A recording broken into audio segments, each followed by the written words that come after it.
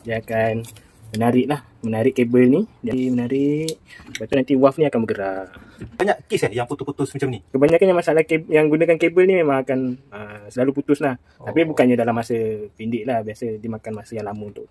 Kabel ni tak dijual. Dia memang nak kena beli satu set macam ni. Okay, dah siap pasang. Test dulu.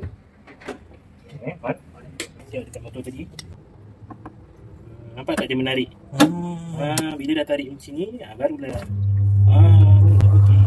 Alhamdulillah, selesai satu mesin basuh. So mesin basuh dah okey lah InsyaAllah dah okey dah ni. Kita orang memang buat servis dari lokasi ke lokasi lah. Kita orang memang tak ada bawa balik untuk repair dan hantar balik. Tak ada dah. Okey, jadi nak contact saya, boleh contact kat sini.